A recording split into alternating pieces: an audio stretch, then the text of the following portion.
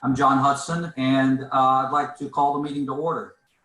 You should know that this meeting is being recorded. We're recording it. I know at least one other resident is recording it. So just be aware that it's being recorded, and we'll place it up on the website probably in the next 48 hours or so, where if you want to go back and listen to something, it should be there. Why don't we start off with our roll call? Ron Lind. Here. Brandon Beatty.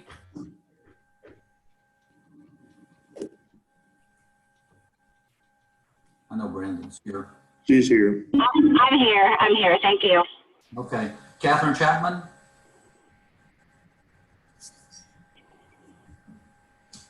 Catherine, you're muted.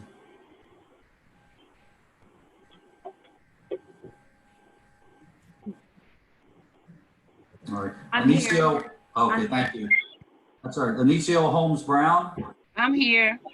All right. John Hudson is here. David Clark.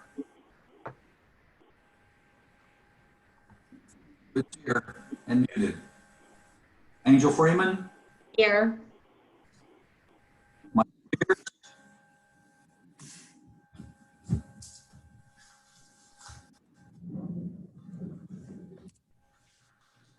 Michael, you still with us? Yeah, he's there. He and David are both there. I'm just trying to unmute him again if it's on my end.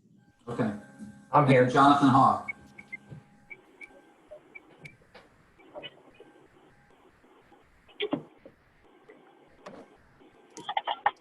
Bruce, is Jonathan here? Looks like he's muted as well. Yeah, I just unmuted him as well. Okay. Hey, John, real quick before you go too far, Andrew, I just want to let you know I've just sent you, you may have gotten a message that I've given you the ability to record.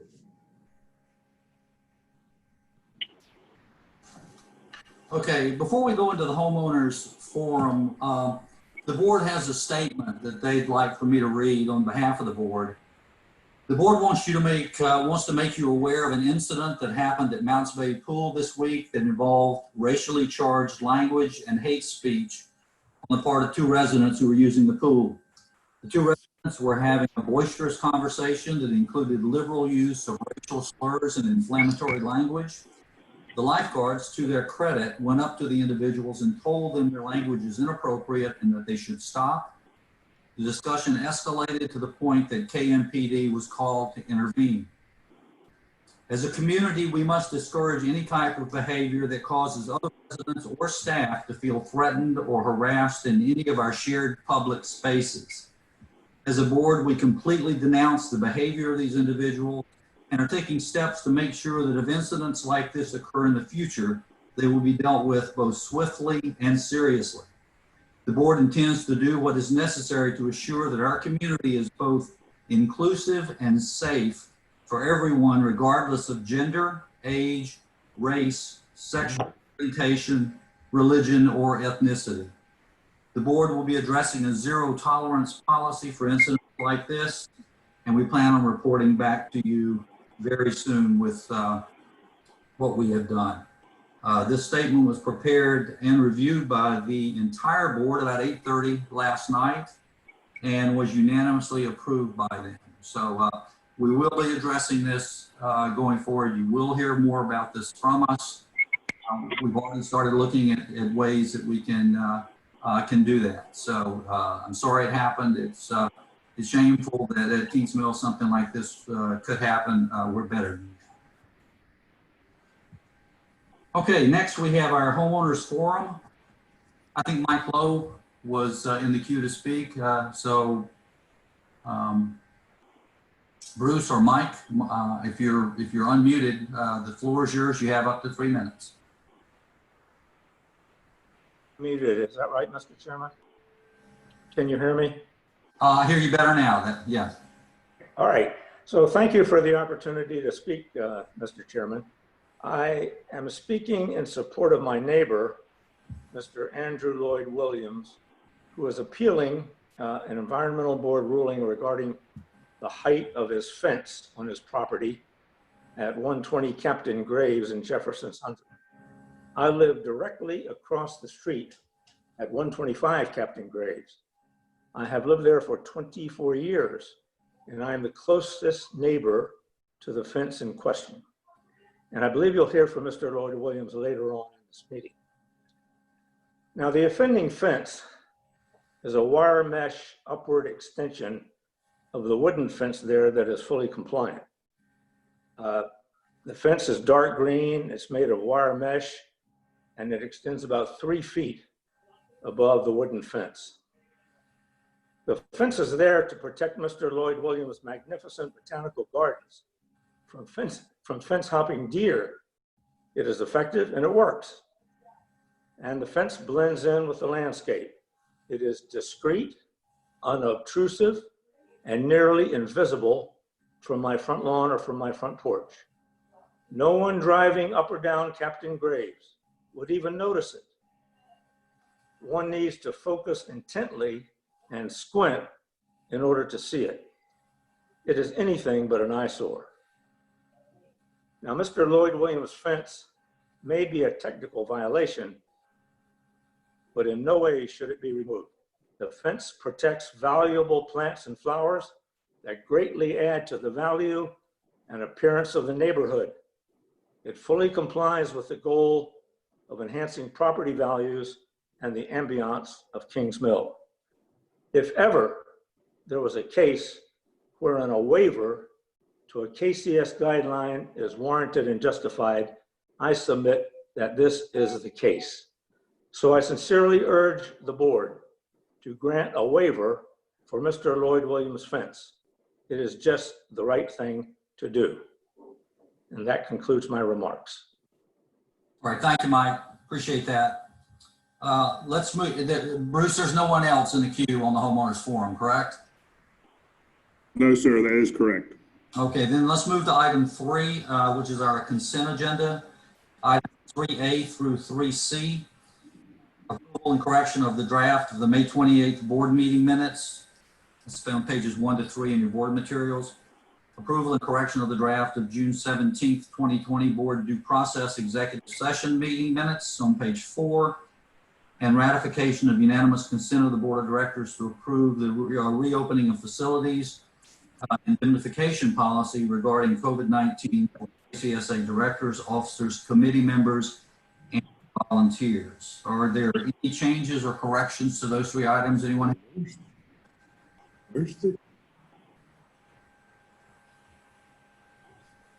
Okay, hearing none, I need a motion to approve. So move. Need a second? Second. All right, all those in favor, aye. Aye. Aye. Opposed, no? Hey, John, Yes. one thing that was left off the consent agenda was the UC that was done the other day, extending those committee terms.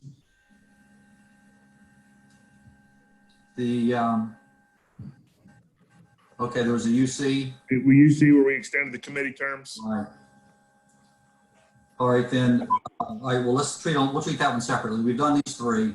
Okay. Next would be the unanimous consent for extending committee terms. And if you recall, there were specific individuals, I think, that were listed on those committees. If we need to, first of all, is there any discussion that the board members want to have on that? Or are you comfortable with moving ahead?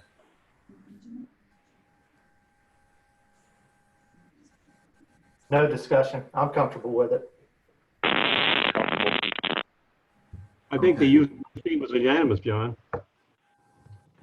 Yeah, but we have to retroactively go back and approve.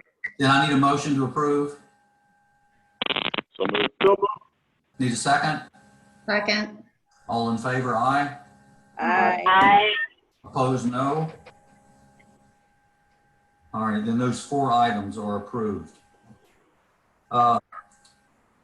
Agenda item number 4, those are our May financial statements. Ron, Bruce, you're gonna have to let me share screen here. All right. Okay.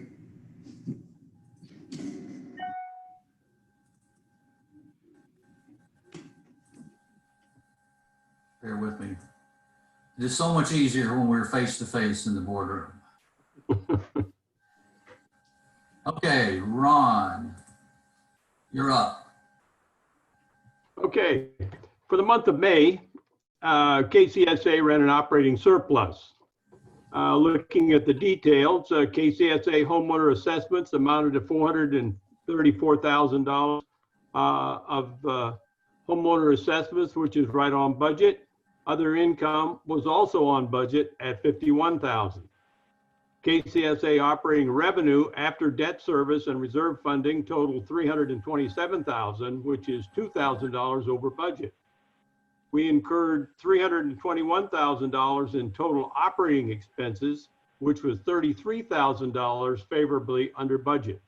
Therefore, for the month of May, we spent $33,000 less in operating expenses than was budgeted, and we earned $2,000 more in operating income than was budgeted.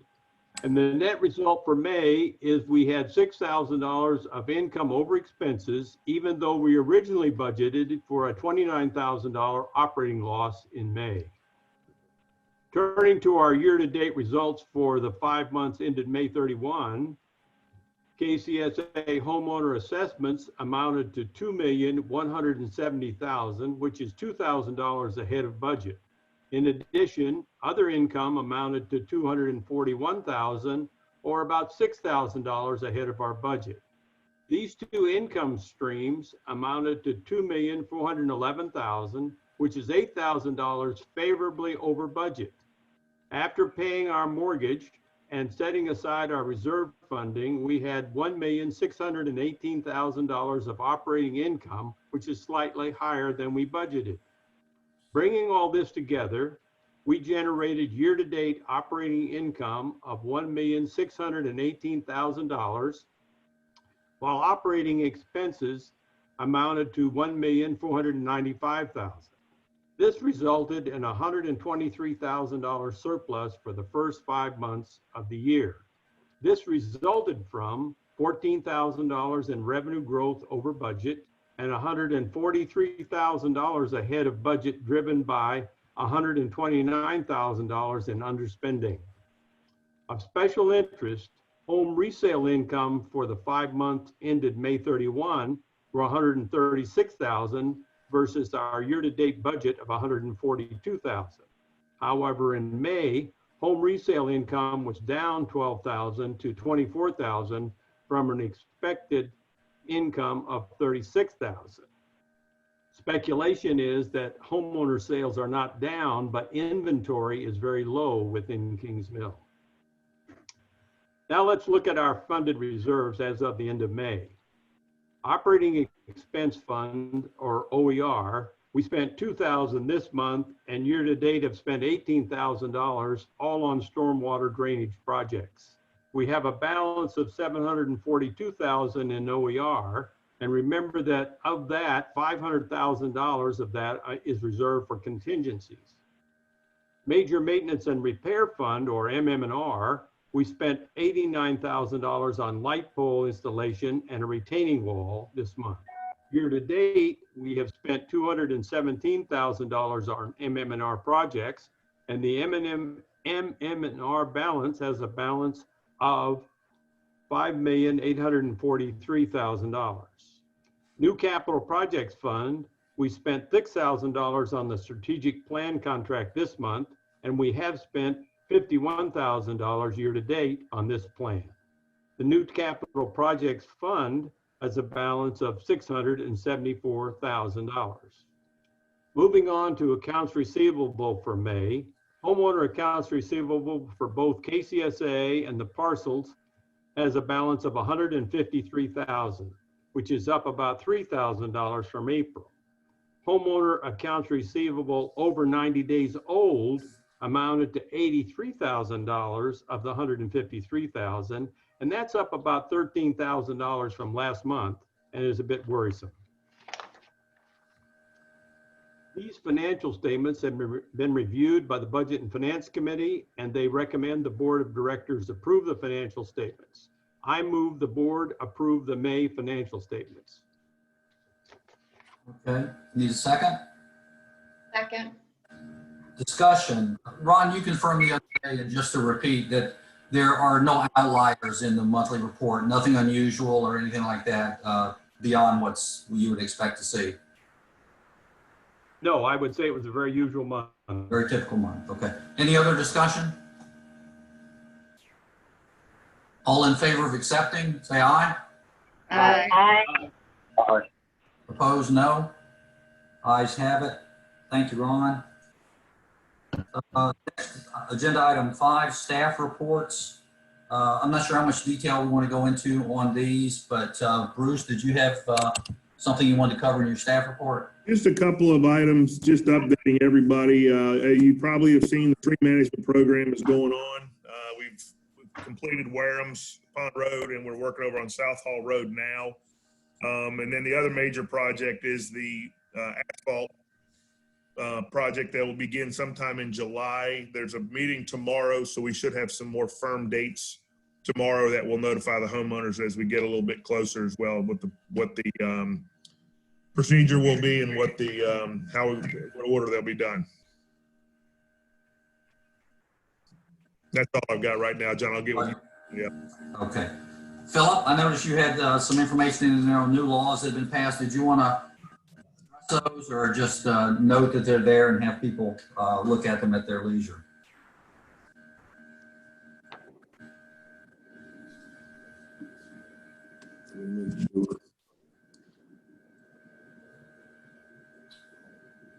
Bruce, is Philip? Yeah, Phil, try to unmute yourself now. There you go. Thank you, John. It's time for the board to review that, and if you have questions, I'm glad to assist. Good to see everyone. I appreciate the board's continuation of getting the job done. Thank you, Philip.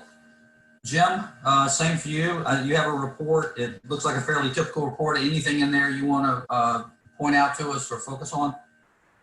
No, I didn't have anything specifically. We've been working hard at trying to tighten up security a little bit at the gates because of these issues we've had in the community.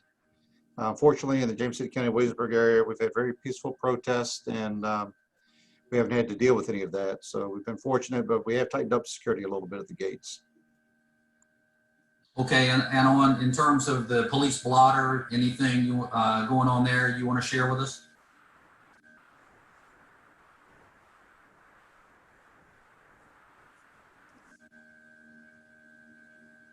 Jim? Yeah, I'm sorry. I guess I muted myself. No, everything's been fairly quiet. Traffic has picked up quite a bit. And one of the things that we noticed during the shutdown was that we saw fewer vehicles on the roadway, which was nice. But then as things started to reopen, we've seen a lot of people speeding and that type of thing. So we've clamped down on that a little bit. If you see the police cars stopping folks out there, we are still trying to work with keeping the social distancing as part of our routine, and we're stopping those vehicles that are driving in excess. But from a standpoint of calls for service, I think calls for service have gone up a little bit, but for the most part, we're pretty much on track for what we've done every month. All right, thank you, Jim. Need a motion to accept the reports? So moved. Second? Second. All right, reports are accepted. Let's move to item 6, which is our new business.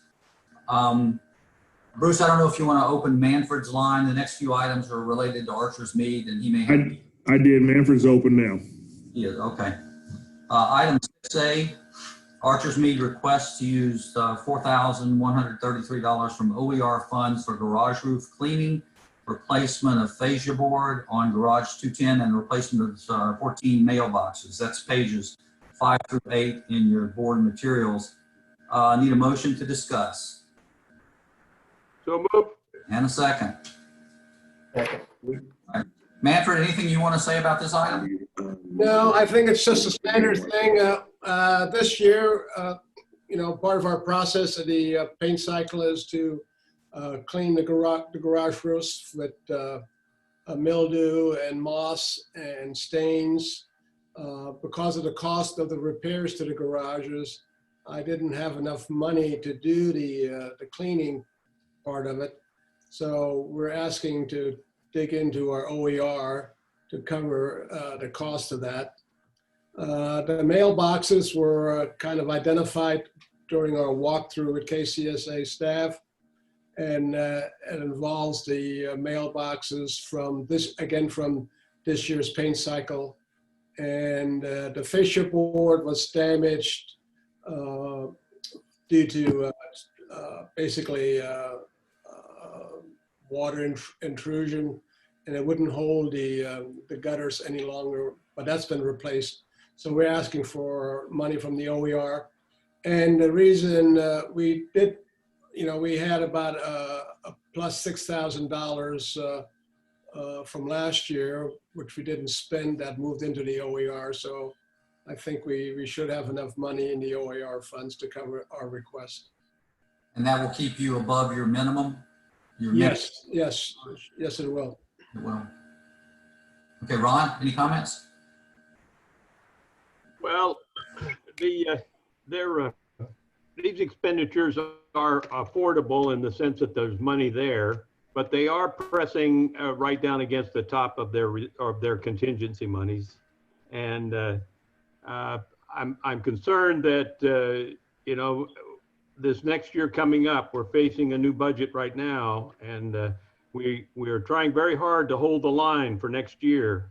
So the concern is really that you could be pushed into raising funds for next year, which I know everyone's probably trying to avoid based on, the economic crisis that we're facing.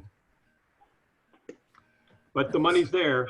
Money's there. It seems like we need some plan for getting out of the hole that we seem to be in, though. I'm not sure what that might be, but probably should look at that. All right, any other discussion on 6A? All right, then we have a motion and a second. All those in favor? Aye. Aye. Aye. Opposed? No. Okay, the ayes carry. Item 6B. Again, Archer's Mead requests to overspend the MM&R light pole line by $523 and a contract with Butner Electric in the amount of $5,136 to install them as pages 5 through 9 in your materials. Need a motion to discuss. So moved. Second. Second. Manfred, anything you want to tell us about this? Well, same problem, I think, to some extent, is the costs are going up with our contractors, and Butner Electric is no exception. They've increased their cost to install our light poles because of, I think they mentioned the concrete that they had to be poured the way it's being done. So it's costing us more than what we had anticipated to install the 4 light poles. But I do want to mention to you that next year we'll be installing 3 light poles, and that completes our modernization of all the light poles. So they'll be all metal light poles in Archer's Mead after next year. You're completing the curbing, because I know you've had a big curbing project. The curbing will be another 3 years to get that done, but the light poles will finish up next year with the last 3 light poles being installed. Very good. Anybody else have any discussion on this? John, Yeah. actually, when I went through the numbers here, actually, the project to do the light poles was they had budgeted $8,840, but it came in at $9,943. So they actually need $1,103 of additional budget to cover that amount, which they have adequate funds in MM&R to do that. Okay, so what we're doing is approving the 1,103 instead of the 523, Right. and also approving the expenditure of 5,136 on the contract. Correct. Yeah, but that amount, with the exception of the 1,103, was already budgeted. Right, got it. Okay, any other discussion? Need a motion to approve. So moved. Second. Second. Second. All those in favor? Aye. Aye. Aye. Any opposed? No? Ayes carry. Item 6C, that's been removed from the agenda, pending review and recommendation coming back from the parcel. So we'll pick that up likely at a future meeting. So it's been tabled on this agenda. Item 6D, Archer's Mead request to appoint Patrick Alberti as the PAC Vice Chair and also to approve the slate of for the new 2020 positions. That's pages 12 through 14 in your materials. Need a motion to approve. So move. Second. Second. Manfred, anything you want to tell us about this? Looks pretty straightforward.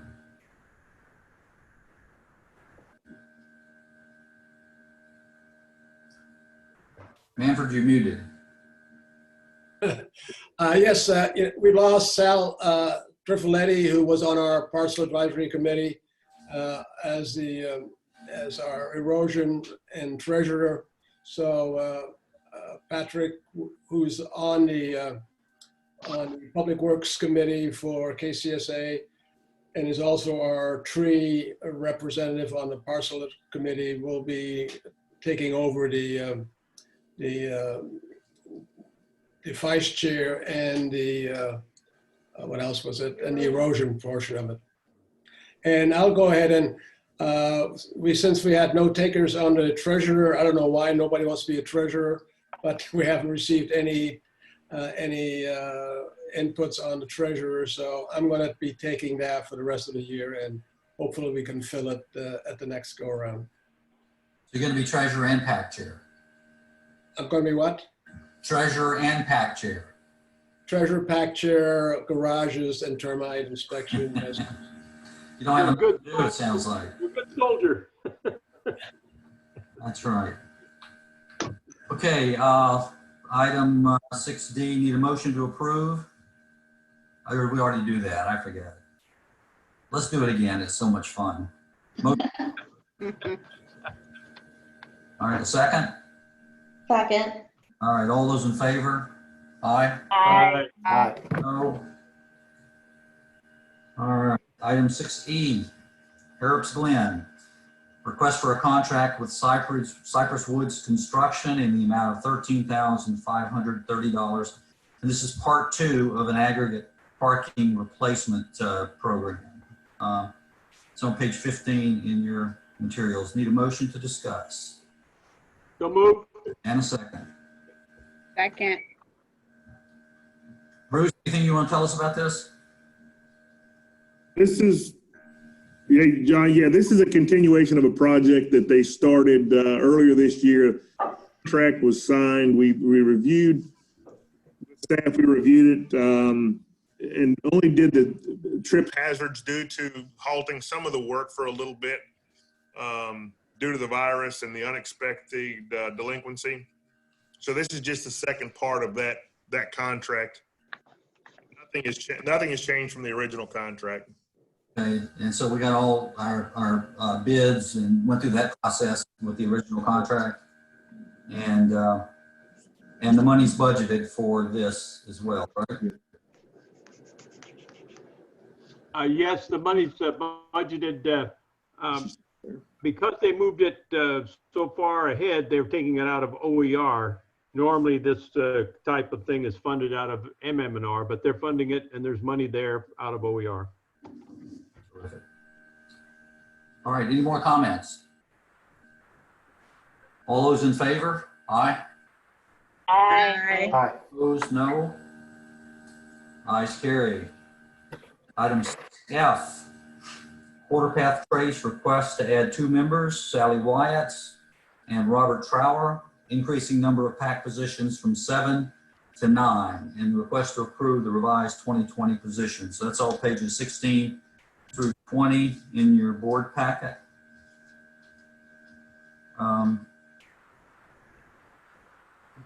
Need a motion to approve? So move. Second? Second. Any discussions, comments? All right, all in favor? Aye. Aye. Opposed, no. Ayes carried. Okay.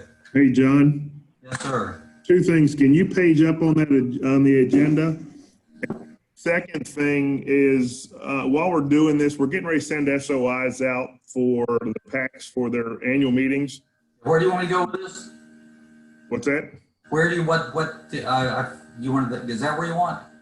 Yeah, there you go. Perfect. We've got three PACs who are wishing to increase their numbers for 2021. So we need to go ahead and approve those three today so that we know the number of positions that are actually available when we send these SOIs out. Winsterfax wants to go to 6, Archer's Mead to 8, and Moody's Run to 9. So they're all underneath that 9-member threshold. All right, that's Winster 6, Yep. Archer's Mead 8, 8. and Moody's Run 9. All right. You want to make a motion? Can you make a motion? No. Nope. If someone could make a motion to that, those items. I move we increase those positions desired by the parcels. So they all go up to 9 is what's really happening. No. Winsterfax to 6, Archer's to 8. It stays as it. Gotcha. Yep. Mhm. Okay. All right. Any more discussion of that? All in favor? Aye. Aye. Opposed? No. Thank you. The ayes have it. All right, next item is President's Report. Going to talk about a couple things real quick. A little bit of an update on the master planning project. I want to mention the board candidacy deadline coming up, and then Bruce and I talk a little about some of our reopening plans. So, master planning project, bear with me here one moment. Let's go phase 1. All right.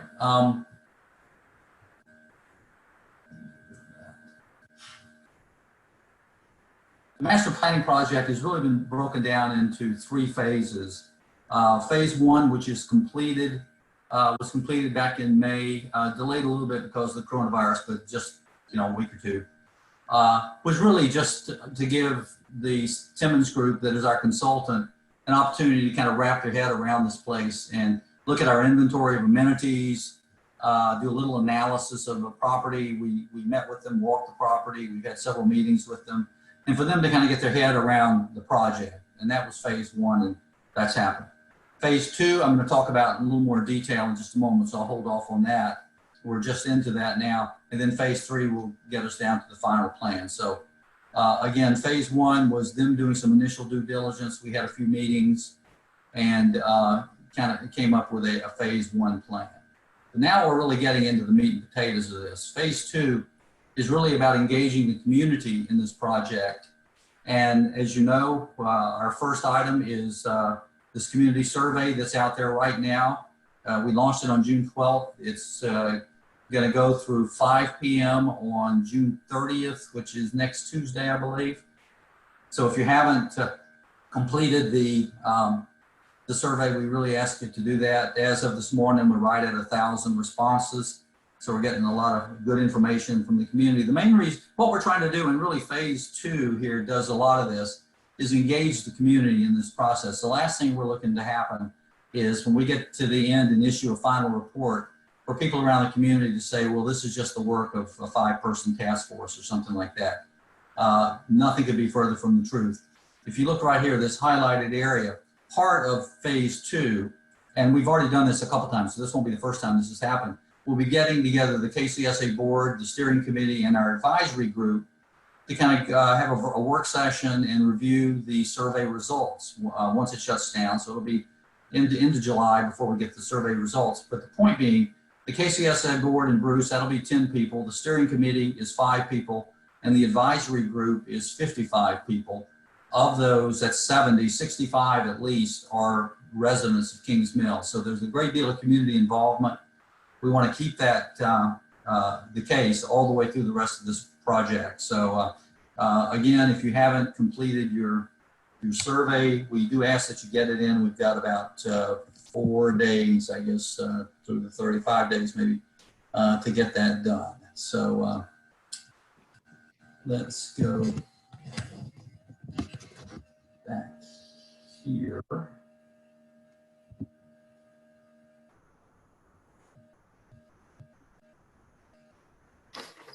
Hey, John, are you sharing a screen? I am. Are you seeing? We don't see it. Oh, great. It tells me I'm screen sharing, so Yeah, it does. It's showing right now the very first page of the agenda. okay. PowerPoint. Well, it should get you back to.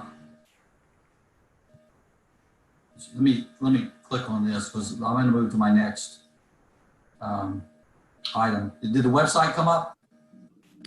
It was on the side, correct. Okay. The next thing I want to talk about is board candidacy. You know, on Monday, September 14th, we're going to have our annual membership meeting and then we'll elect 2 new directors to the board for a term of 2 years. So if you're interested or if you know of a qualified candidate who might be interested, let them know. They really have until July 6th to get their petition, a nomination petition in. And I want to show you where they'll find that. If you go to our Kings Mill homepage, which is what hopefully you're seeing right now. John, it's not there. Not there. Okay. Let me stop sharing and start sharing again and see if that.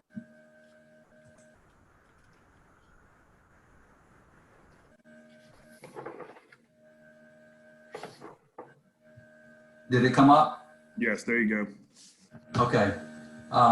What I was saying is you go to our homepage, the website, and if you go over to the governance tab, the very first item under the governance tab is Board of Directors nomination. If you click on that, you'll come to that page and you'll see right in here a hot link where you can print out the petition. It's got room for 12 signatures. It actually needs 10, I believe, is what the rules say.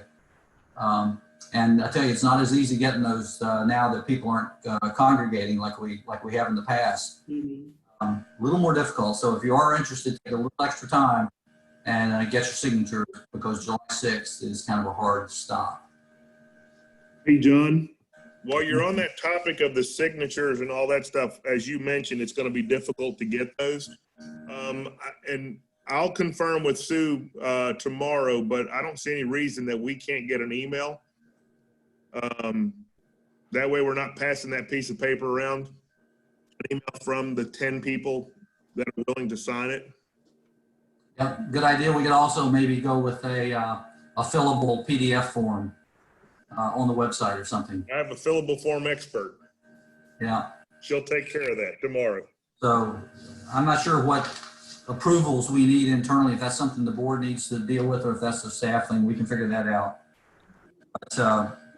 But anyway, just the point here is the deadline is fast approaching, July 6th. So if you are interested or you know somebody who's interested, just tell them it takes a little more time this year to get this stuff done.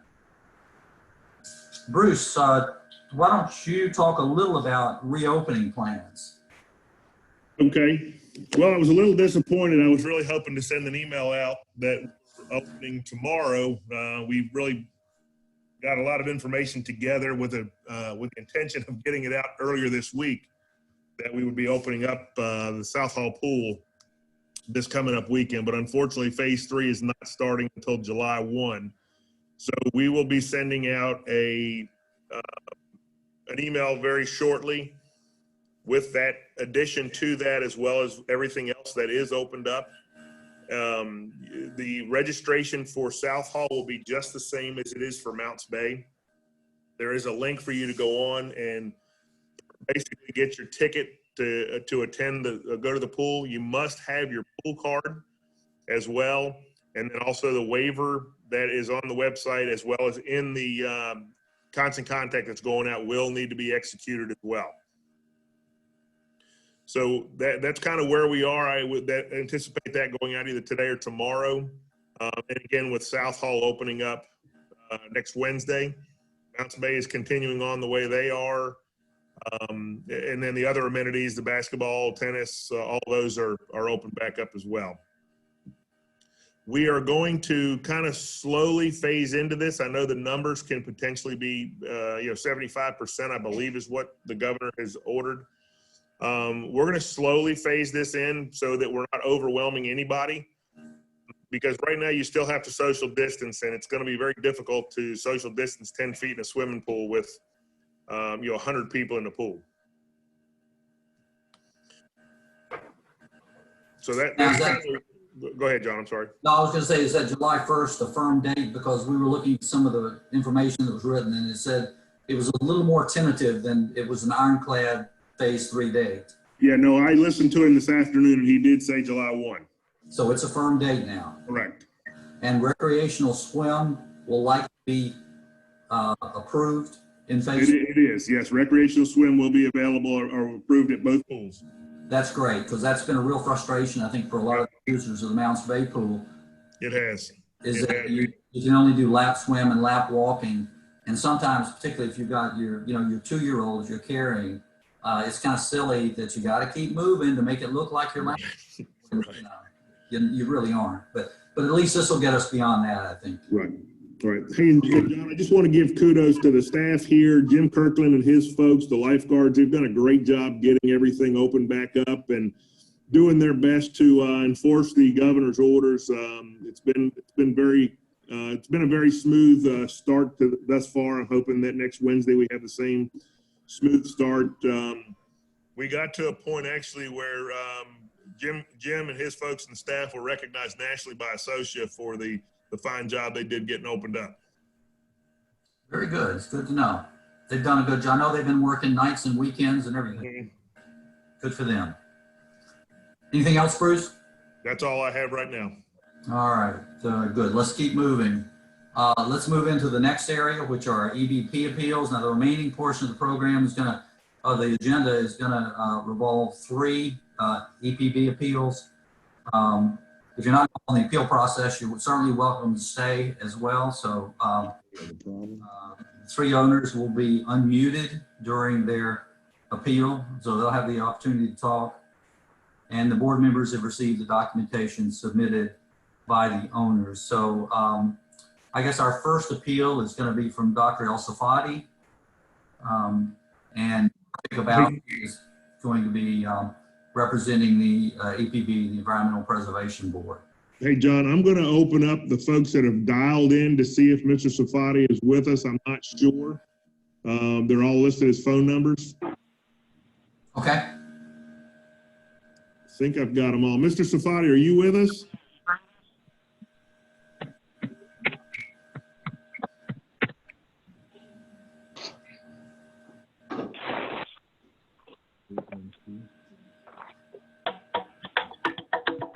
Mr. Safadi, are you with us?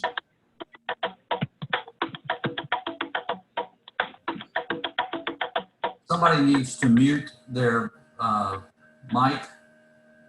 He did. Okay, John, go ahead and proceed. I don't see that he is here. All right. So we'll still go with Mark. Would you like to just give us the background on this? Actually, I guess we need a motion to discuss. So I need a motion to discuss. So moved. Second. Second. Hey, it looks like David Hart's muted and is trying to get off mute, and possibly Ron as well. Just Okay. We did that to Ron intentionally. Thank you. Okay, Mark, are you there? I'm here. All right. David, Ron?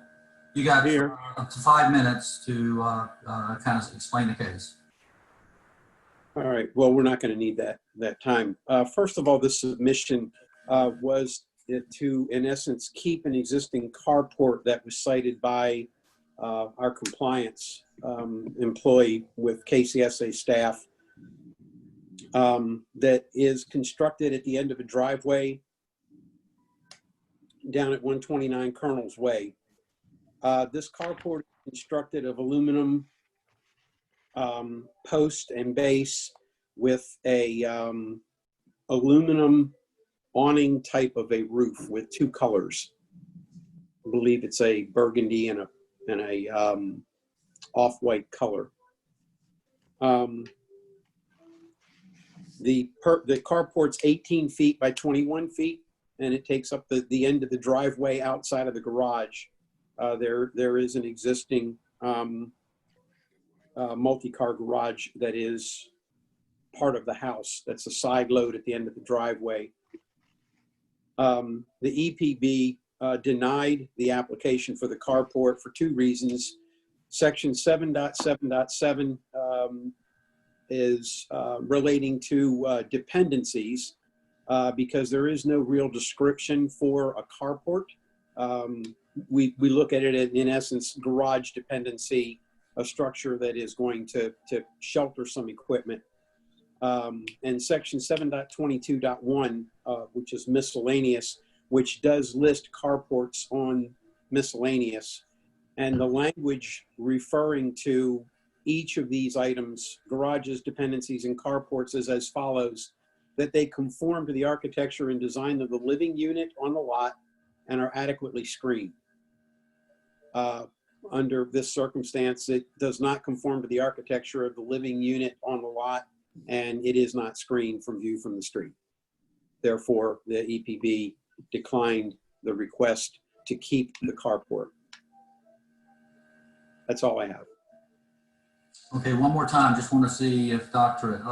El Safadi is on with us and would like to make some comments.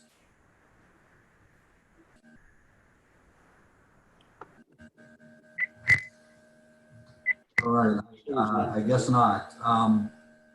Then, Dave, I need a motion. Yeah, so I move that the findings of the EPB board regarding the case at 129 Colonel's Way with respect to the existence of an unapproved carport on the property, that we uphold the ruling of the EPB.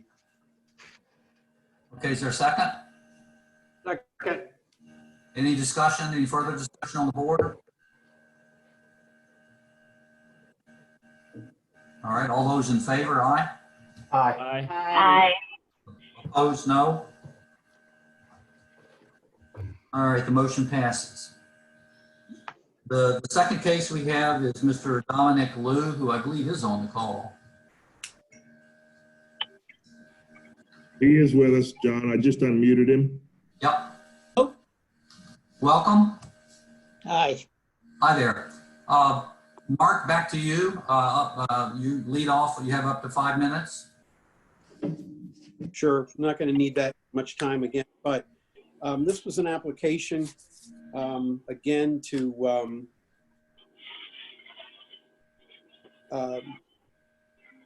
approve an existing grouping of landscape solar lighting that was installed approximately 5 years ago, adjacent to a driveway portion and a sidewalk portion on the lot. We reviewed the lights and the photograph locations of the lights, and the EPB denied the application under section 7.20.1. It says exterior lighting plans must be approved by the EPB. We don't recall where we've ever had a solar landscape lighting plan submitted. Typically, these are just purchased and installed, and then again, compliance goes out on a call from a neighbor or routinely in their day-to-day work and finds the solar lights, and then they get written up. And then, of course, the owners will come back and, under most cases, make an attempt to keep them. So the reasons, other than the only reason I need to give you is the EPB in their discretion did not approve them. In a brief talk about solar lighting, solar lights are temporary installations. They're movable. The lighting is easily redirected. They have plastic lenses that fog easily from UV rays. Their battery backups are impacted by moisture that forms inside of the lens compartment and corrodes the battery and the wiring, which disables the fixture. Most of the time, this is not found or realized by the owners until sometime later. Once again, once this occurs, the light itself is rendered useless. They are very shallow stakes on these lights. They're primarily plastic, and they lean and become crooked easily from lawn maintenance, weed eaters, blowers, etc. So that's why when the compliance officer rides down the neighborhood, she typically spots solar lights because of the fact that they're leaning one way or another. Some have actually been pulled up out of the ground, laying in the grass.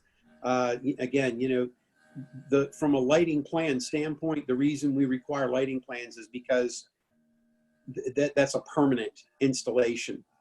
So we know if we approve 6 lights on a sidewalk and 3 uplights and trees in front of a house, that you're not going to be able to go by and pull those tree lights up out of the house and go stick them somewhere else.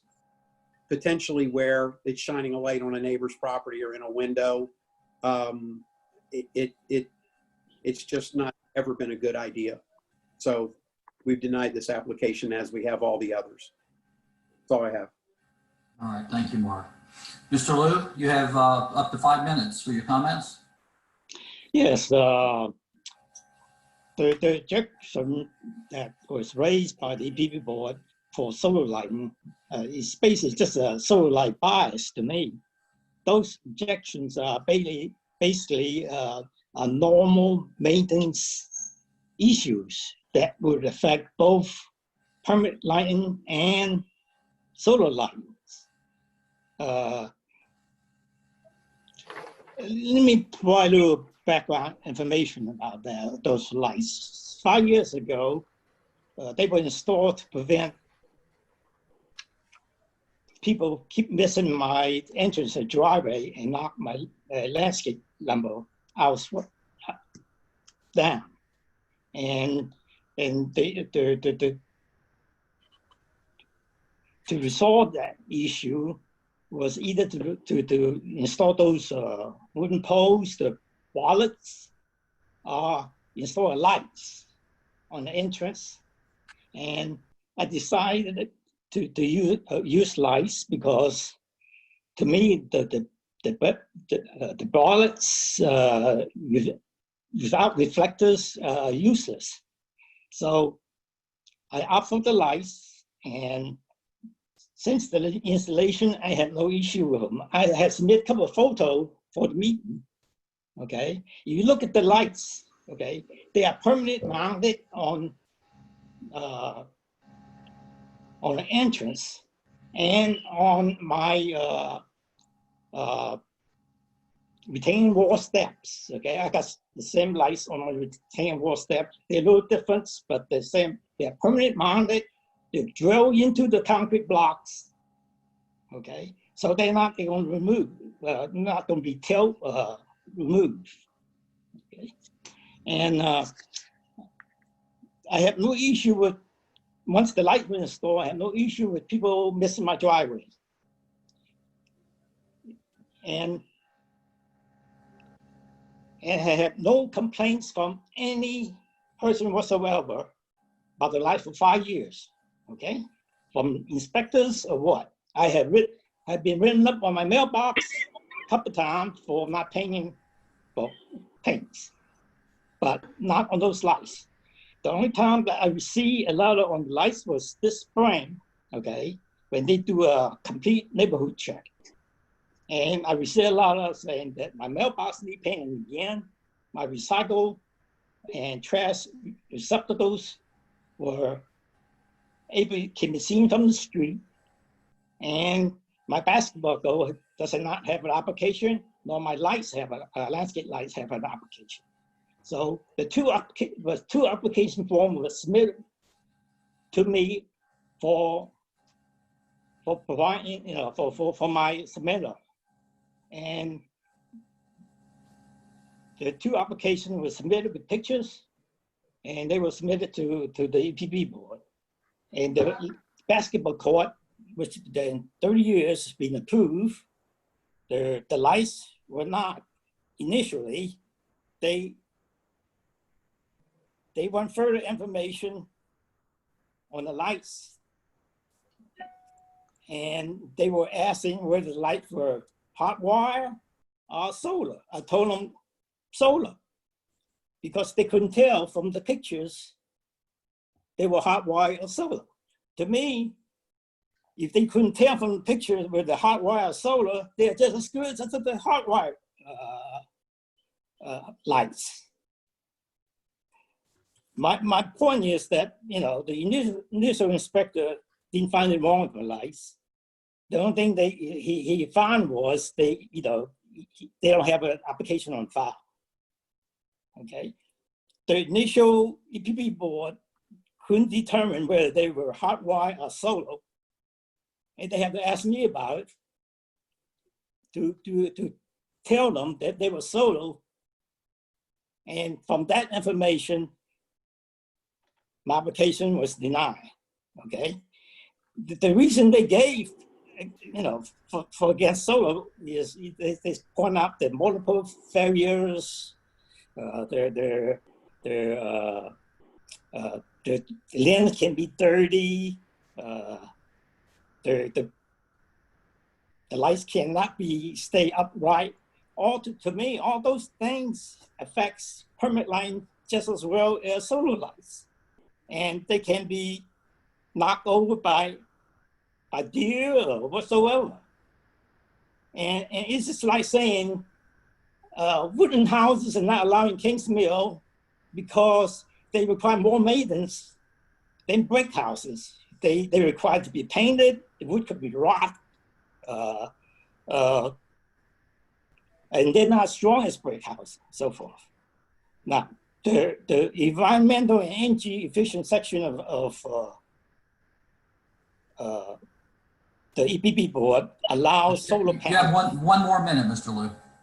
Okay, they allow solar panels, and to me, solar panel is more disruptive on the neighborhood than my Cooney solar lights. And you look at the pictures for you drive around the neighborhood, you can see those the wooden poles, the bowlers.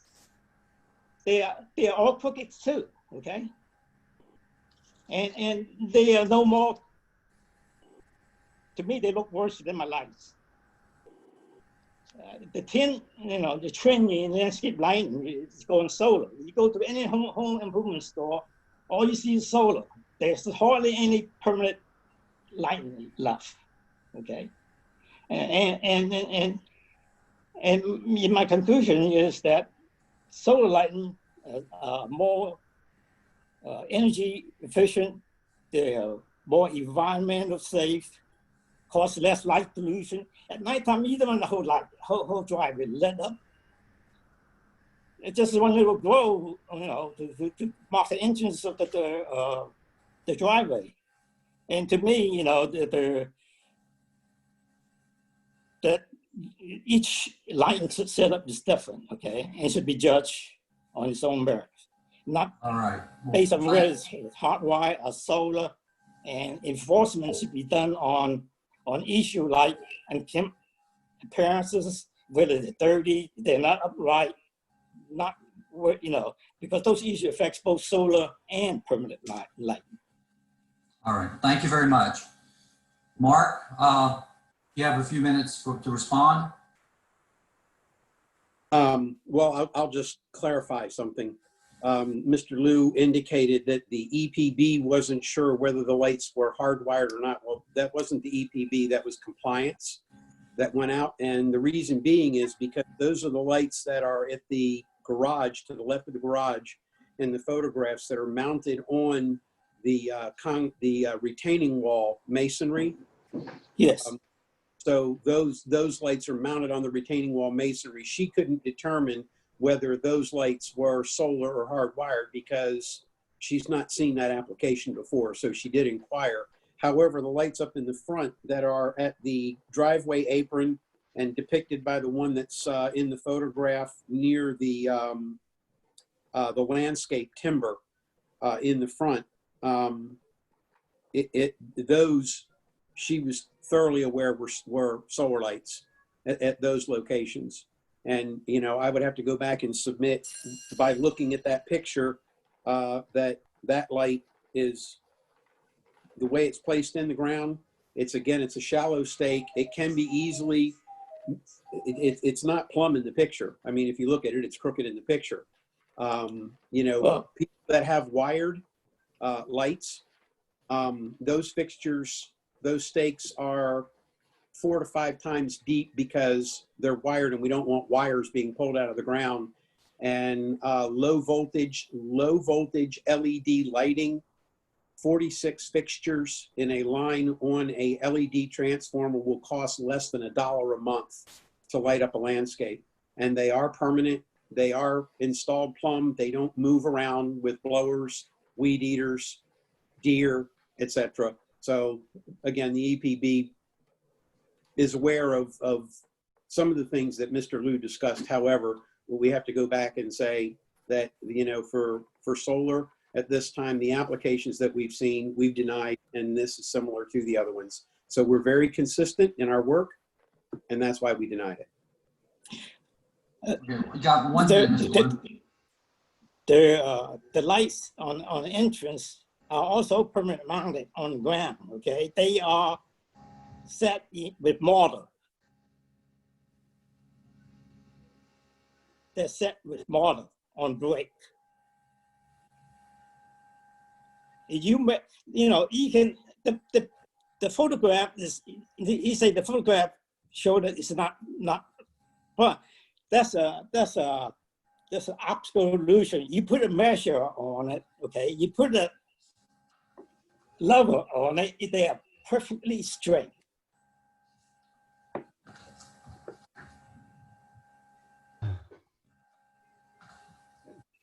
Okay, John, are we okay to ask questions, John? absolutely. I guess question for Mark. You stated 7.20.1, all exterior lighting plans must be approved. So there's no lighting plan, correct? Was Correct. it denied more on the basis of the fact there's no plan, or that was kind of my interpretation until I read one of the letters and it talked a lot about the solar portion of it, but you know, The denial was mutual. I'm sorry, say it again. The denial was mutual. Okay.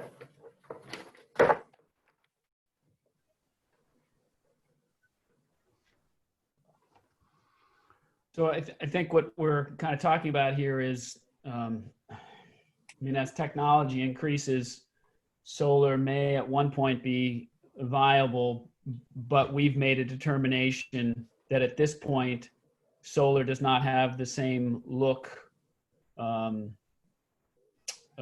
weather resistance that the temporary or solar lighting has. Is that basically what we're saying?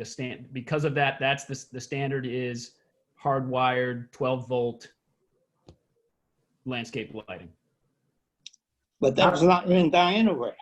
Not to speak for Mark, I just kind of adding to what you're saying, David.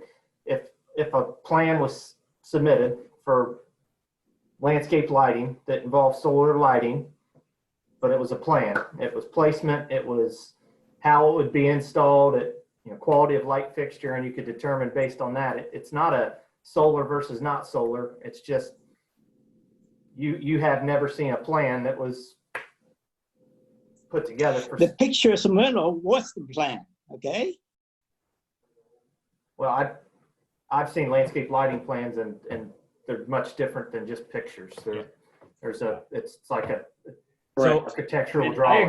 I agree with Mr. Liu that the ones on the end of his on his retaining wall that are permanently mounted, the globes, the circular ones, I have a hard time. I can't tell that those are certainly solar. And there's one above that looks solar, but the stuff that is stuck into the ground along the retaining wall, those obviously look solar to me. And I do agree there is, I have landscape lighting at my own home. There is a difference, the look and feel, and quite frankly, the shelf life of the materials.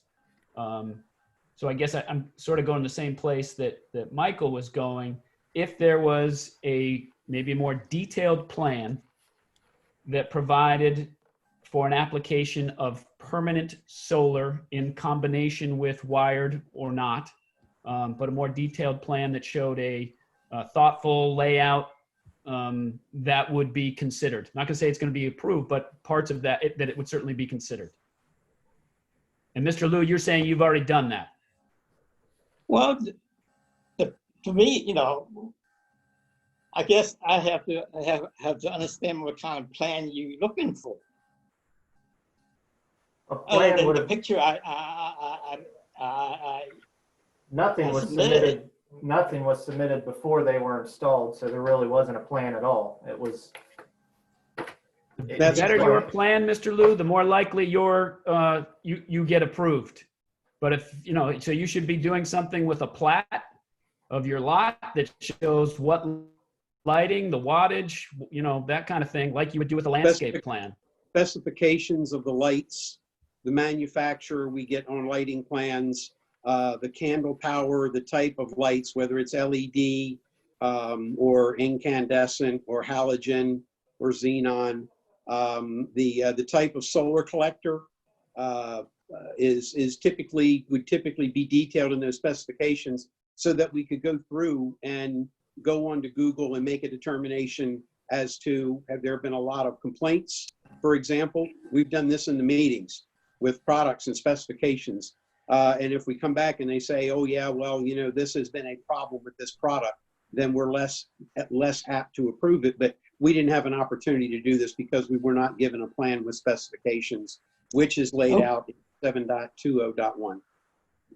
So, okay, if I submit the plan with specification for the solar lights, they may or may not approve. Do they have a chance of getting approved? I'm not going to speak for the EPB, Mr. Liu, but the current standard within the community, and it's our job to uphold the standard, is that solar lighting is generally not approved for many of the reasons that Mark has stated. And I have to agree with him as I look around the neighborhood. The folks who have solar lighting, it degrades much more quickly. It gets kicked around. It does not stand up. Those who have more permanent, dare I say, professional installations, they get a much better effect, and I think does a better job enhancing the lighting and the value of that property. Mark, I have a question for you, and you may have said this earlier and I missed it. Solar lighting, wired solar lighting that's wired back to a central solar collector, so you don't have individual solar collectors on each light. Is that approvable? Yeah, well, that's something that I've recommended up into the EPB that we're looking to submit in our next round to the board for approval is types and examples.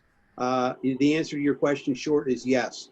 I mean, I've got 400,000 square feet at Norfolk State University of landscape lighting bollards, which are all LED lights that are hardwired into the ground, that are wired back to solar collectors on various points of the property that you can't see them. So we're not talking about solar lights. What we're talking about is our high-end, expensive LED lights in this case that are wired back to solar collectors that have transformers on them. And I would submit, based on what Michael Pearson, what David had just said, that's going to embolden my recommendation that if someone is going to want a solar powered light in Kingsmill, that would be the type of light that we would recommend.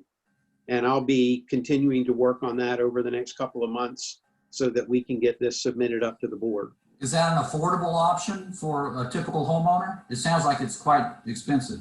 Well, well, no, you know, commercial application, you know, commercial lighting is extremely expensive. But there are companies that are out there. Again, what you're doing is it's really no different than a hardwired line voltage light plan or a low voltage light plan. The fixtures much, if I were to show you two fixtures, you would say, oh, This is a much nicer fixture, for example. And it's probably going to cost 2 or 3 times that of a $5 to $10, even a good solar light, if you will. Because it's going to be a metallic body. It's going to have a long stake in it. And it's going to be a permanent fixture, not one that if a light bulb burns out, you can't fix it. You got to just pick it up and throw it away and go get another one. Yeah, yeah. That's Mr. Lew, it looked like you wanted to say something. He's been muted. He's muted. I'm sorry, you're, Okay. I don't see why, if it has to be tied together. If a single unit fails, you just replace it. I don't understand why the need to have multiple unit tied together. Well, there is a reason for that, Mr. Lew, because as all things over time, trying to find a replacement, an exact replacement for that entire light is very slim. After, at this point in time with things after a year, that light's no longer manufactured, especially in something that is inexpensive as a solar light with a solar collector on top of it. Now, an LED bulb light is all you got to do is take the cover off the fixture and put another bulb in. You don't have to take the fixture out and dispose of it. So it's not a matter of replacing a fixture. It's just replacing a bulb. okay, we need to decide where we are on this. We need to decide where we are on this. Right. A deferral for the development of a plan or addressing the situation as it sits today. So, Well, I think it's something that we're going to have to, I think we are going to be forced to look at solar lighting at some point in time as the technology improves, because there probably is high-end, more expensive solar applications, sort of as Mark described, that might fit the bill. But Mr. Lew would still have to put in a application and submit a plan, and it would need to be, fairly thorough. But again, if he had individual solar lights, I would not recommend that be approved. If it's something that Mark talked about or the low voltage 12 volt stuff, I think then it's a reasonable plan, then, I don't see why that wouldn't be approved. And Mr. Lew, I sort of go back, you might have been hearing the last EPB thing about the carport. The carport does the work, right? It covers the car, it protects the car. It's different from a garage. It's different from a detached garage or an attached garage. But we've decided in Kings Mill that the standard is carports. We aren't going to allow carports. And we're at some point we're splitting finer hairs, but we've also made the decision that the standard is we will not approve individual solar lighting. So until some kind of, instruction or regulation come out from you guys, can I just leave it as is until I submit a new application with some kind of direction of how to do it? Because right now you don't have a standard, like you said. You don't have. No, we do have a standard, Mr. instruction Lew. on how to do that. We do have a standard.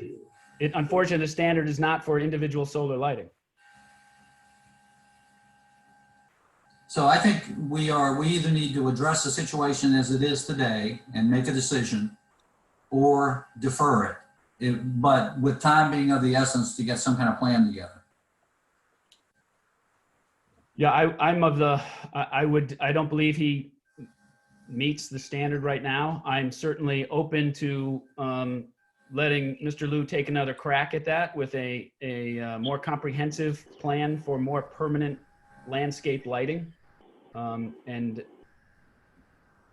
I think we still do we need to make a call on the existing landscape lighting? There needs to be some kind of timeline to say an approved plan needs to be, he needs to submit a plan needs to be approved, but the stuff that's not approved needs to be removed, unfortunately. How about Like a the one 60-day that timeline. Sorry, Mr. Lew? How about if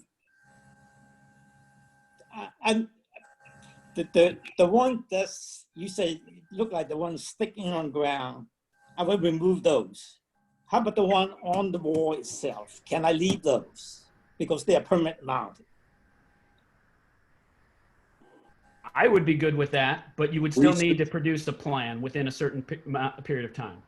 Right. We're not saying you can leave those permanently. I would say if we are comfortable with you pulling the individual ones, leaving the permanently mounted ones while you submit a plan in 60 days, I would be comfortable with that, but I'm just one voice. I think that's a Okay. good plan. Go ahead, Ron. I think that, you know, I think that that's a good plan.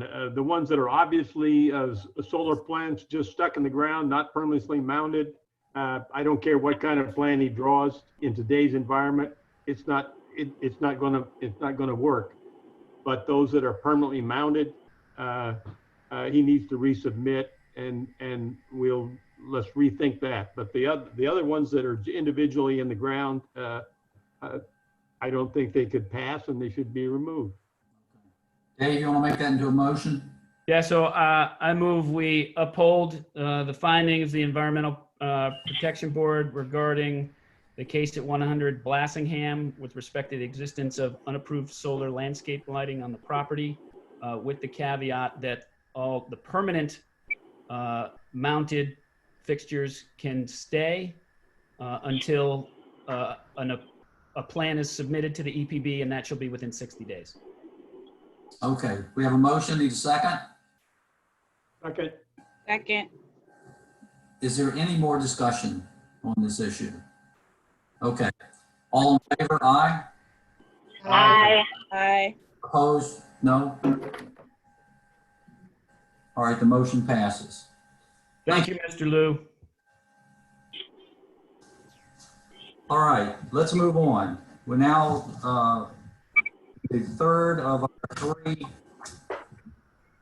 appeals. Andrew Lloyd Webber, Williams, I'm sorry.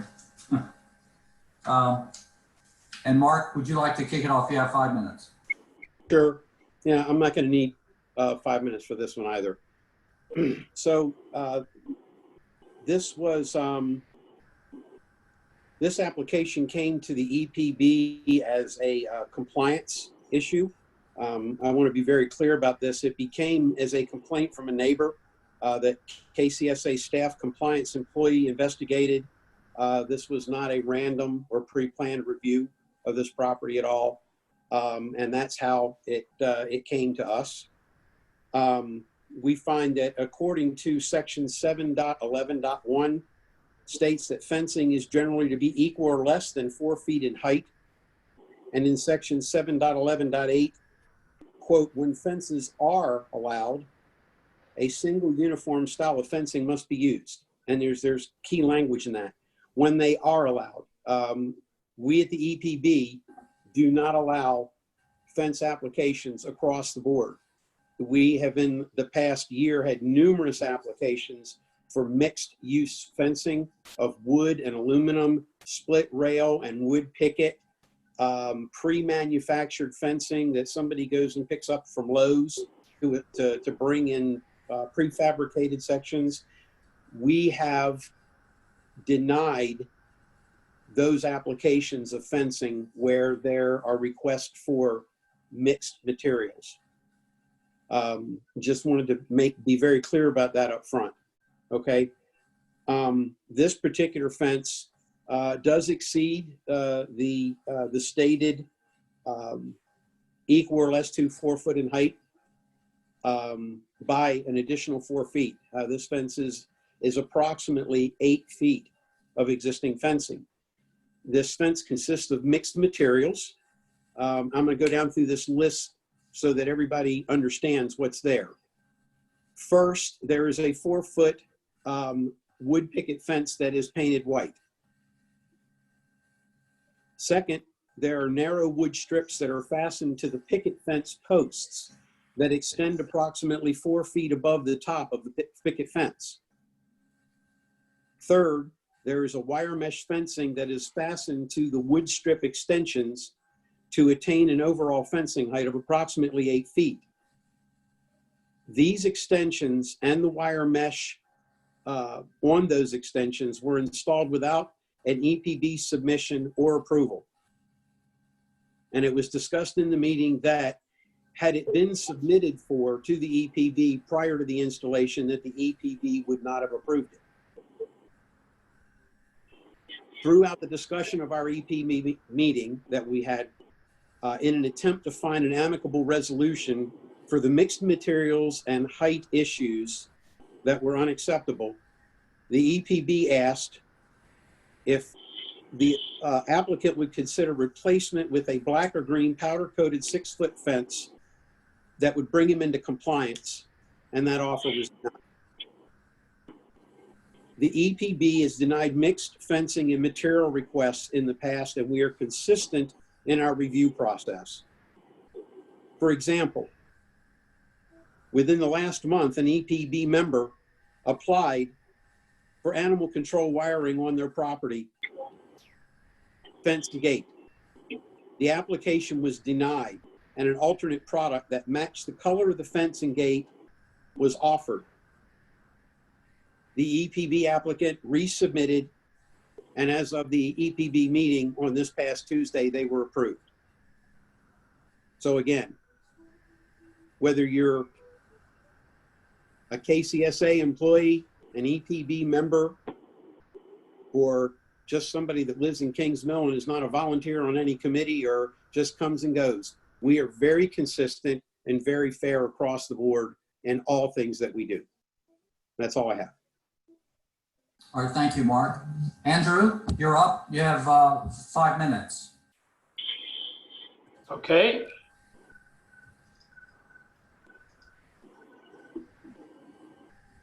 Right. Am I unmuted?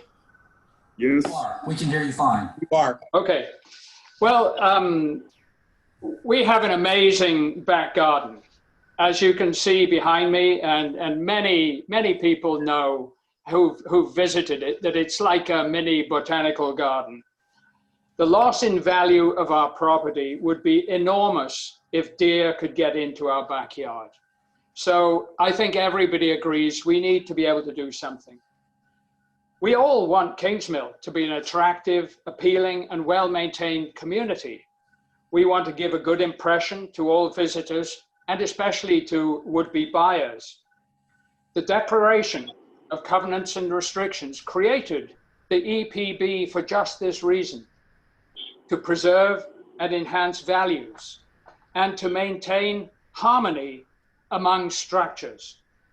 And that's all about visual appeal or curb appeal.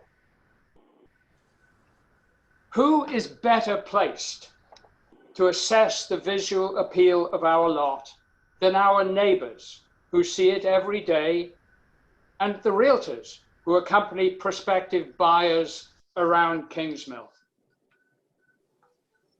We're talking about our backyard is surrounded by a 4-foot picket fence. 9 years ago, we added a discreet and unobtrusive wire mesh fence to the top of that picket fence, totaling 7 feet, not 8 feet, to keep the deer out. And you can, if I can point to it, you can see the picket fence here. Can you see? Andrew, we're not seeing We that. can't see what you're doing, Andrew. Yeah, we can't see that. It looks like a photo of you. Pardon?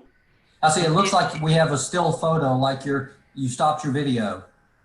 It's not a video, it's a still photo, but I'm pointing at a fence. You can't see it? No, we can't. Yeah. Okay, you're not seeing what you should be. Okay, that's all right. But anyway, our neighbors don't think our lot violates the requirement to preserve and enhance values and to maintain harmony. And local realtors don't think so either.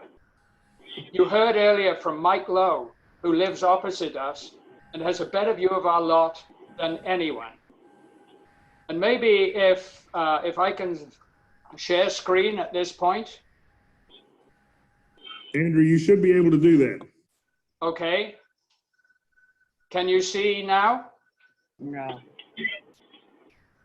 No. It should be sharing the screen now. Nope. Yeah, it looks like you're having the same problem I was having a few minutes ago.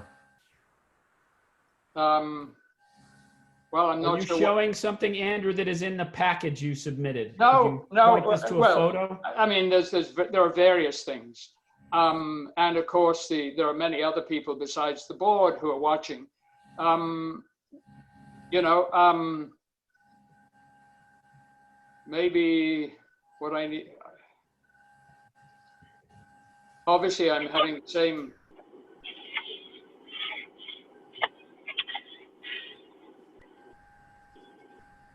No, the other people that are watching aren't voting on that. Should whatever you got should have been in the board Oh, package. something happened here. Hang on. Okay, something happened. There it is. There you go, now.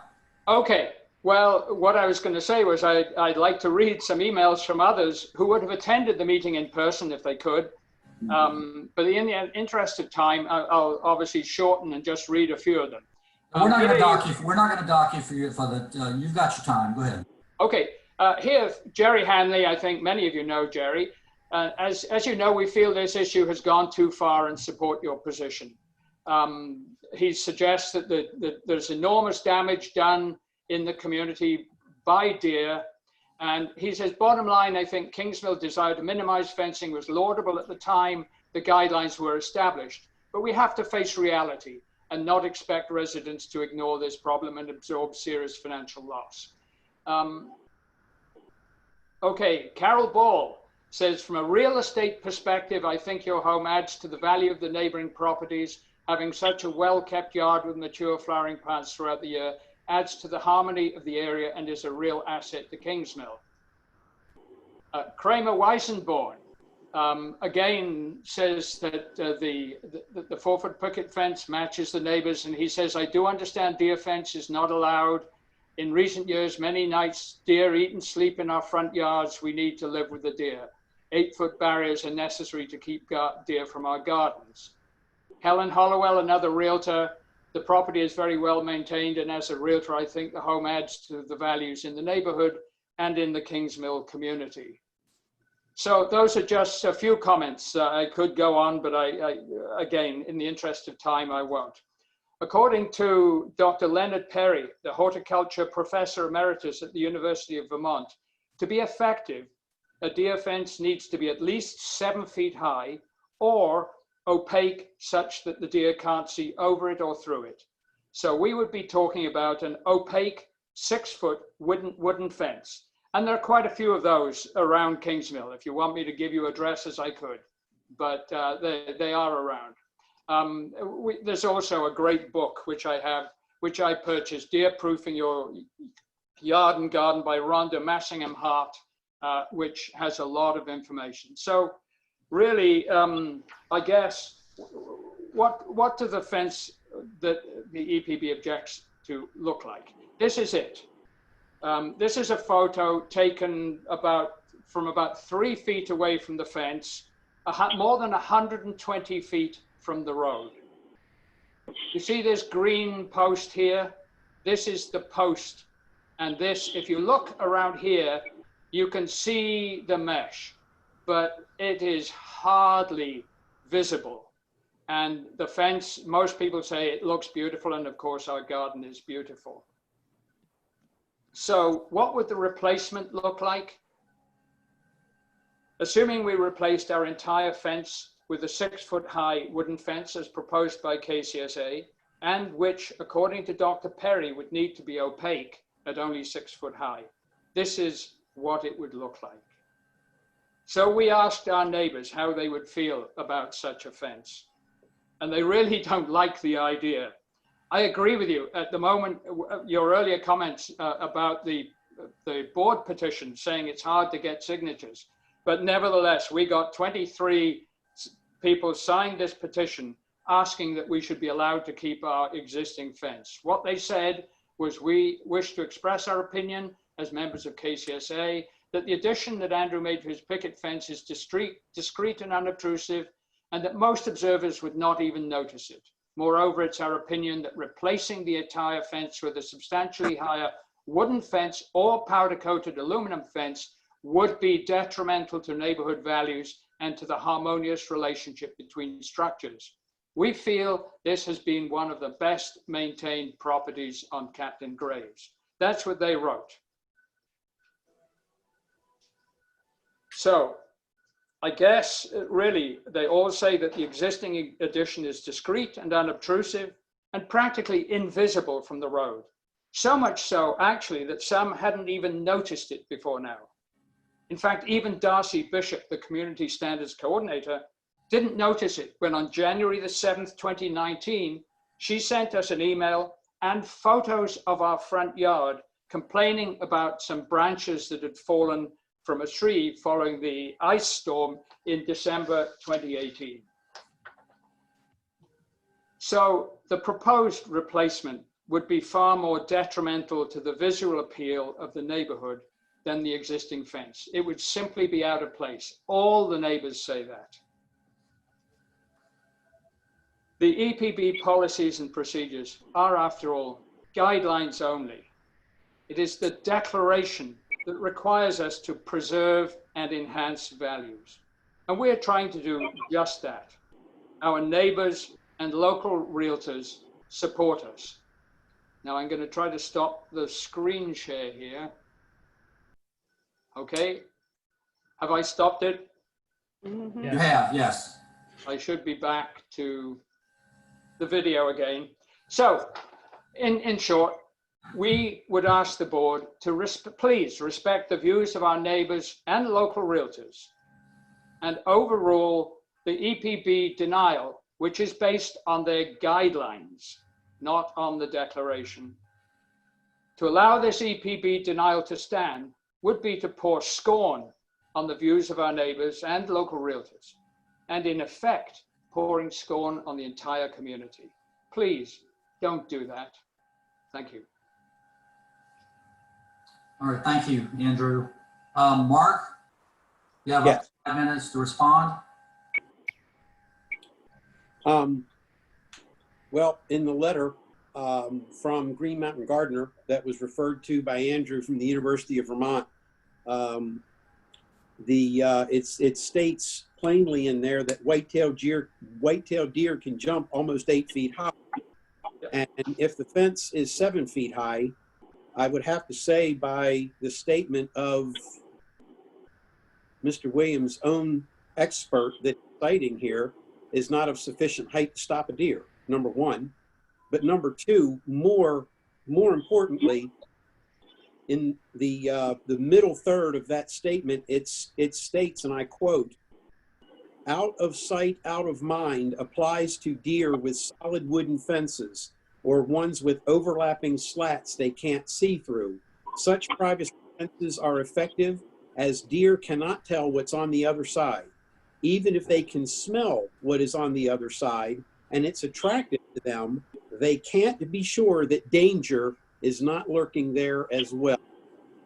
So this gentleman in his entire writing here is saying that the best deterrent is a 6-foot wooden fence. Now, I'm aware that the board had made an offer of a 6-foot wooden fence, and I don't think it's the 6-foot wooden fence that was depicted by Mr. Williams compared to the white picket. Is that correct, John? I'm sorry, say that one more time if you would.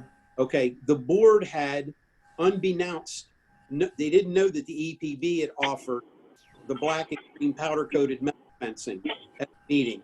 Later, the board offered a 6-foot wooden fence to the applicant, and I don't believe that you were offering a 6-foot stockade fence. Is that correct? The stockade fence had been discussed. Whether it was at that particular point in time or not, I'm unsure. But at one point, that was just one of many options that we were, tossing around. Well, a overlapping board on board that basically that fence would not have a front or a back. Both sides are extremely attractive. The inside looks like the outside. And according to the expert, it is the best deterrent under the circumstance. So what are we trying to do here? Are we trying to stop deer from getting in the yard and eating the plants? Because what the EPB's position is, as we do with property values, we've not seen the back side of the fence from the inside. We've only seen what Darcy has provided to us from the outside and the comments that we have from the neighbor that had voiced the complaint. And going on that, I have to go back. It's a violation. It is material. It is at a height. Well, now we're finding at a 7 foot, nonetheless. Okay, and it does not appear to be that it would be a permanent structure. In the event wind comes along and basically takes a tree branch is going to go right through that fence. There's all types of concerns why we do not consider mixed materials and wire that is not supported. We approve wire fences for people that want to keep dogs and children in yards on the inside of split rails, for example. We approve that because it is a use. It is very, very difficult to see, once again, but it's providing that safety and that security that the homeowner applies for. We've approved 6 foot black metal fencing, and I have to disagree with the applicant. If those fences are detrimental to property values, there are a whole bunch of people with houses on the river, to include Larry Pope with his rebuild of the house up in West Landing, and all the people in Spencer's Grant that have these black metal fences. They have made a big mistake. They're hurting their property values, and I totally disagree with that. I think they're extremely attractive. They provide good, secure function, and they're not very, very visible once you plant some things in front and around them. Which Mark, is why, anything else you want to? I want to open it up to the board members for questions. Anything else? no. Can I answer a few of those comments? Sure. Well, firstly, let me say, Mark started out by saying that a 7 foot fence wouldn't be effective. Well, it's been effective for 9 years. I can't say why, but it has been. Secondly, he says that if a tree fell on the wire fence, it would break. He's probably right. And if a tree fell on the picket fence, that would probably break too.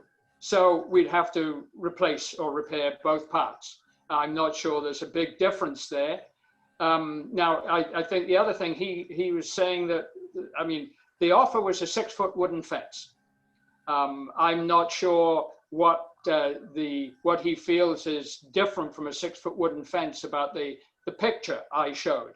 If you drive down Southall Road, I think it's 112 Dangerfield Road, has a 6 foot shadow box fence, which I think is what he referred to. I'm not sure that looks, I mean, it's slightly different. It has the panels on both sides, but you can see it very clearly. As I say, I think it's 112 Dangerfield. It's very, very obvious from the road. And then to come on to the idea that what is good for other neighborhoods, such as Spencer's Grant, should be good for Captain Graves. Try telling that to my neighbors, because you know that every neighborhood is different. And the declaration calls for harmony among structures. What that means is that one structure needs to match the ones around it. At least that's my understanding. And having something totally different in one place, I mean, like putting a powder-coated aluminum fence all around, as Dr. Perry says, in order to be effective, because deer can see through it, it would have to be 7 or 8 feet high. Whereas if they can't see through it, 6 feet probably, because they can't see over something that's 6 feet high. So, you know, what it comes down to here really is that we either keep what we have, which is what all the neighbors want and all the realtors are recommending, or we put in that 6 foot wooden fence, which, I mean, you can call it a stockade, you can call it whatever you like, it doesn't matter. It's a 6 foot wooden fence. And what you have to decide is, are you going to insist that we tear down what we've got and put in that 6 foot wooden fence, which our neighbors would hate and realtors will tell you is detrimental to the neighborhood? Or will you just allow what is there to stay there because it is in compliance with the declaration, which is to preserve and enhance values?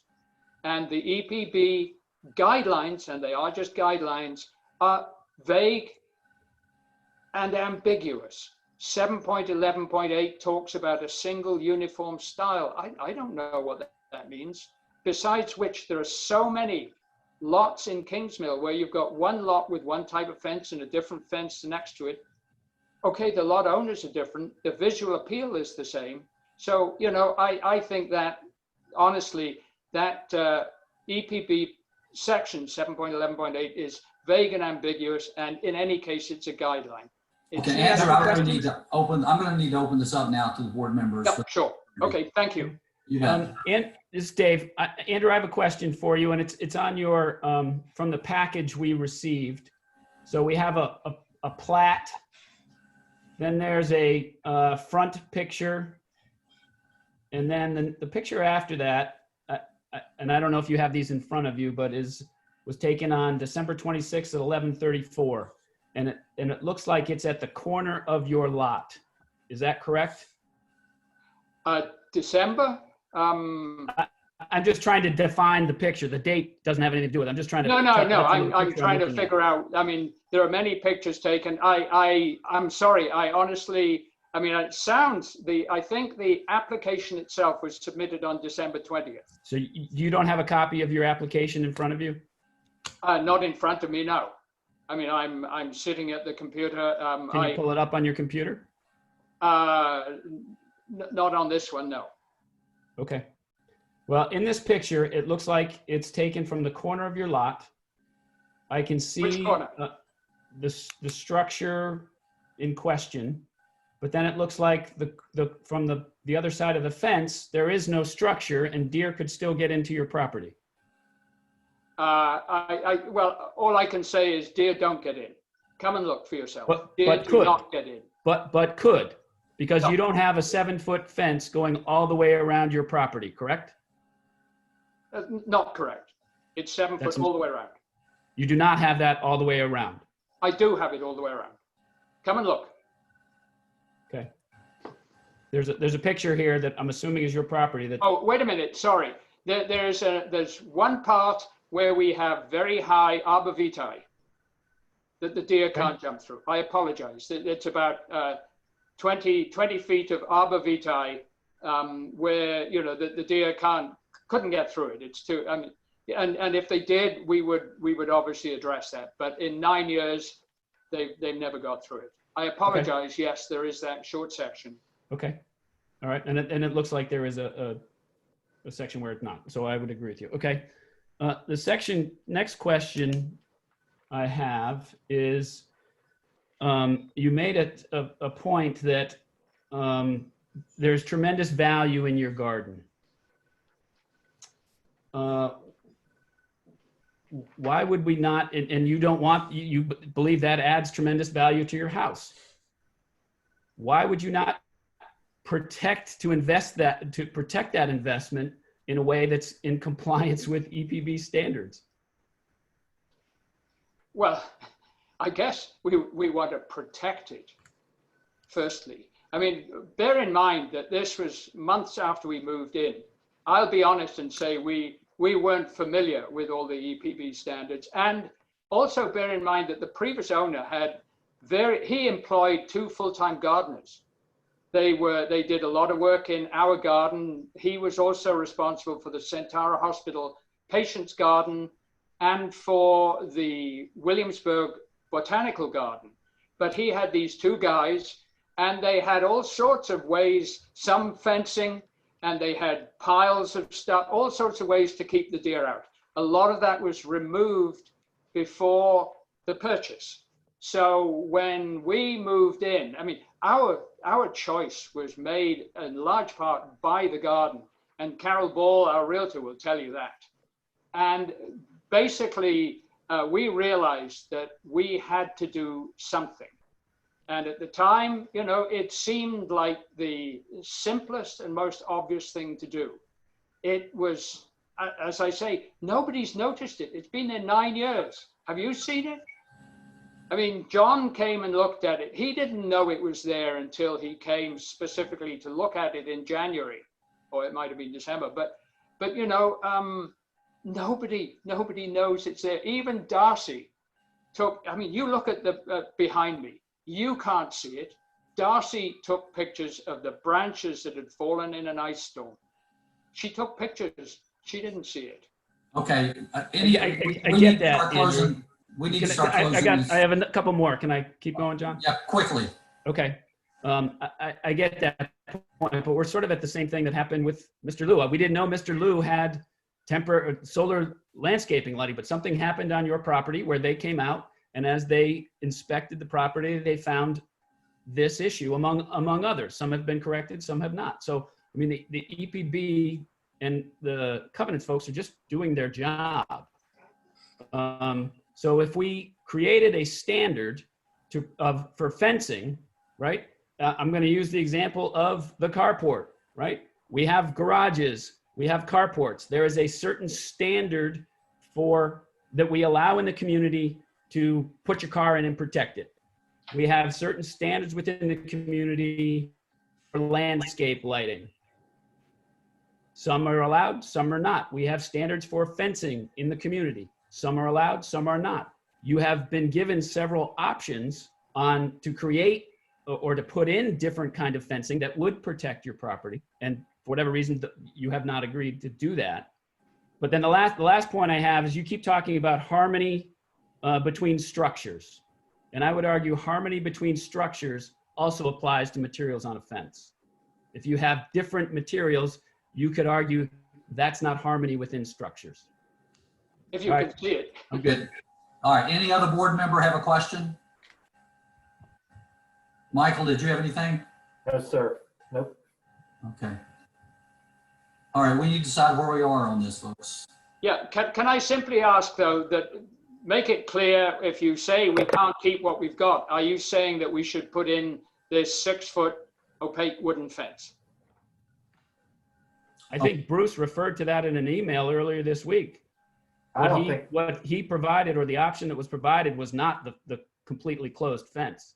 I believe it was a 6-foot picket fence or the powder-coated aluminum fencing. Is that correct, Bruce?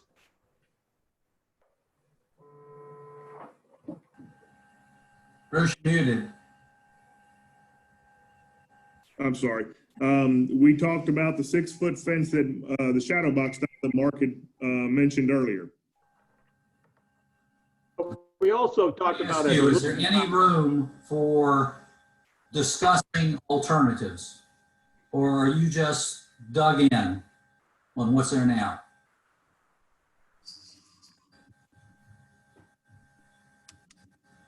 Andrew, you're muted. Andrew's muted. You're muted. Bruce must have muted me, sorry. Were you asking me? Yeah, yes, I was. Would there be any value in talking about alternatives? You're unmuted now. Or have you pretty much dug in your heels on the existing fence? I think this is not just a question to me. I think it's a question to my neighborhood, because the last thing I want to do is to agree to do something and then have all my neighbors outraged and up in arms. What I would perhaps suggest is that we have the board meets with my neighbors, because surely they are the people that you're representing. They're the people whose interests you should be taking into account, not some power-hungry, overinflated egos who want to enforce little rules. I mean, we are a community. We're not an authoritarian regime.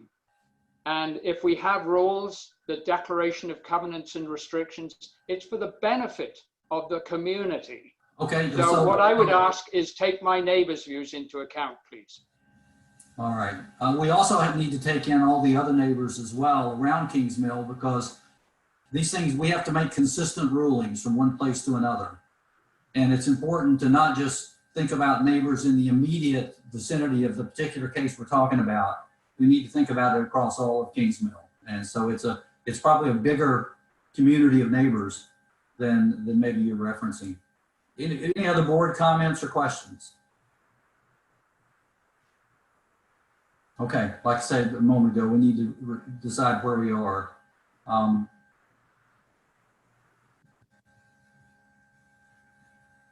Thoughts? Well, I'll give you a thought. I think we'd like to work with you, but I don't see, until we can come up with some alternatives, how this fence is going to get approved. I mean, that's just my one person feeling. We have provided several alternatives, correct? And those have been turned down? We have talked about them. I think Andrew has probably talked about the shadow box maybe and one in the picket. But that's not being brought to us right now. What's being brought to us right now is an appeal on a decision that was made by EPB. And for me,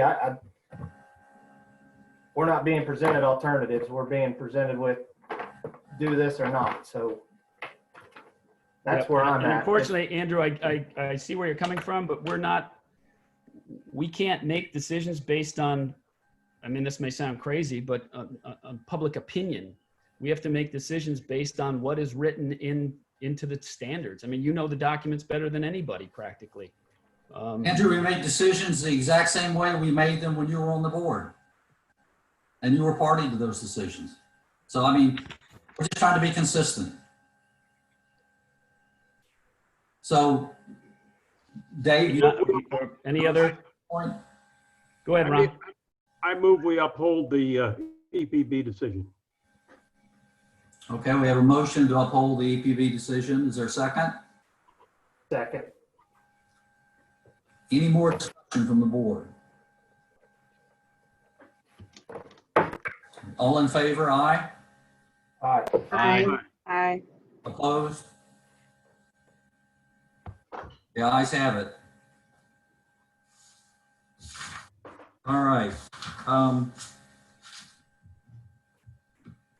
I think that brings us to the end of our agenda. I want to thank everybody. It's been a long meeting, but I think we got through some tough stuff. Thank you all very much. Our next board meeting, I believe, is scheduled for July 25th, but with the way things are going, it's a little fluid, but July 25th is our next meeting. So hopefully you can come back. Hopefully in July 25th, we're seeing each other face to face, but probably won't be the case, but couldn't happen soon enough. But thanks to everyone. Thank you. I wanted to say thanks to Mark and thanks to Andrew for Thanks to Mark. presenting their sides. Thanks to Mr. Liu. Absolutely. And Mr. Liu just left, but All right. Thank you all very much. And with that, we are adjourned.